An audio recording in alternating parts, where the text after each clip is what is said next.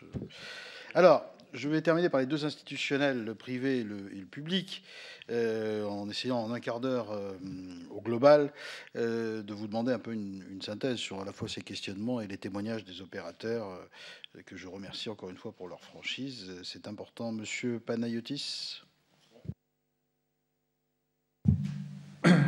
Bon, tout d'abord, je pense qu'effectivement, les assises du tourisme, on a deux personnes qui interviennent de MKG, à la fois pour apporter des chiffres et pour apporter effectivement leur expérience. Je ne suis pas contre les assises, je dis simplement qu'on fait assez souvent le constat et pas souvent l'action. Donc, bien entendu, il faut agir et on perd du temps. On a perdu du temps avec les assises de Madame Lagarde, on perdra encore du temps ici en discutant avec ces assises-là. Et à chaque fois qu'il y a un mouvement politique qui change, etc., on fait des assises. C'est ça que je voulais critiquer. Maintenant, sur la TVA, il n'est pas normal qu'en pleine crise, alors que les Allemands, les Anglais, les Suisses, c'est-à-dire nos voisins, baissent la TVA pour augmenter la demande, nous, on augmente la TVA.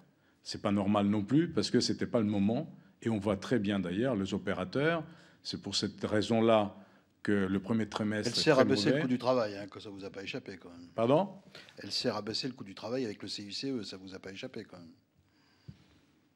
Bah, écoutez, peut-être, mais en fait, vous prenez d'un secteur qui souffre aujourd'hui, qui est effectivement sur la mondialisation, c'est celui qui souffre le plus avec les OTA, ce qu'on vient de dire, et c'est la priorité de toutes les questions. Et sur ce secteur-là qui est en train de réagir, que vous lui mettez effectivement une charge supplémentaire. Bon, je veux pas critiquer davantage cette loi. J'ai dit que le moment, enfin cette augmentation de TVA, j'ai dit que le moment n'était pas opportun. Et on va le voir. Cette année, vous allez encore faire diminuer le nombre de l'offre globale, puisqu'il y aura pas mal de fermetures d'établissements. Donc, quand on aura moins de lits à proposer, il est évident qu'on fera moins de chiffre d'affaires au niveau du tourisme.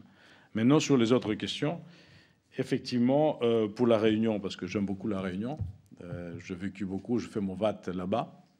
Je pense que vous avez parfaitement raison. Il est tout à fait normal de faire un combiné sur la destination pour la renforcer.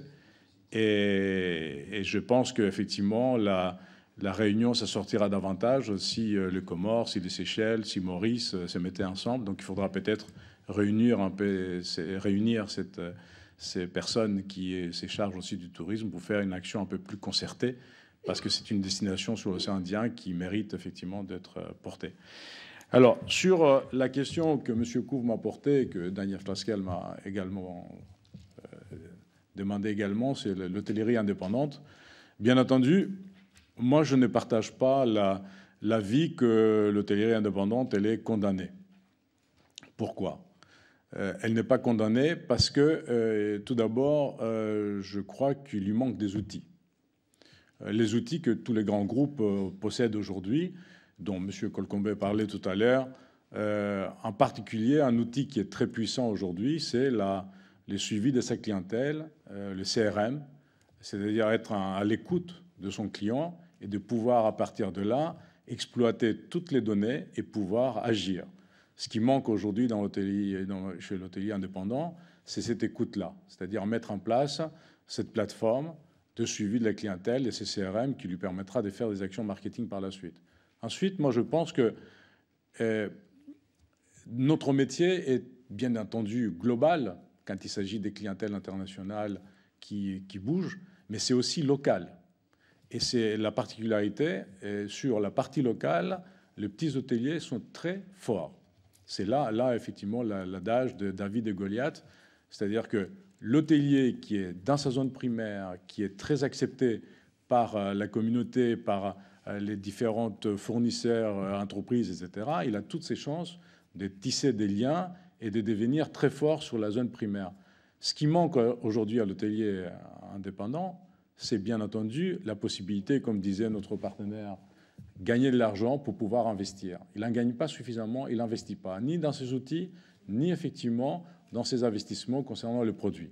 Donc je pense qu'on résoudra cette agressivité commerciale de la part des OTA en renforçant au niveau local nos hôteliers. Parce que plus ils sont forts, plus ils établissent un lien avec la clientèle au niveau local, plus ils pourront effectivement vendre au juste prix et faire la marge qui est nécessaire pour exploiter et pour pouvoir ensuite survivre.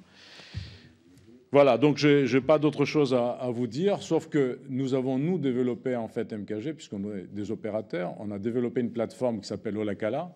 Pour ceux qui ne savent pas ce que ça veut dire Olakala, Ola c'est tout et Kala c'est bien. C'est tout simplement le mot OK aux États-Unis qui a été emprunté par ces deux mots grecs qui signifient effectivement Everything is good. Donc on a mis cette plateforme en place. Les hôtels de Bellambra, ils en font partie. Tous les logis de France font partie de cette plateforme. Les hôtels Accor, les hôtels Lucien Barrière, les hôtels B&B, et j'en passe.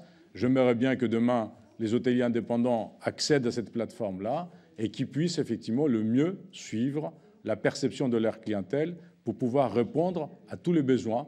Parce qu'aujourd'hui, ceux qui répondent aux besoins, c'est les OTA, parce qu'eux, ils maîtrisent les CRM, ils maîtrisent le big data, et c'est là-dessus que la France manque de puissance, manque de moyens. C'est de petits moyens, et moi je crois que dans notre industrie, on a toujours démontré que nous sommes des artisans, que nous savons avec de petits moyens faire de choses extraordinaires. Donc voilà.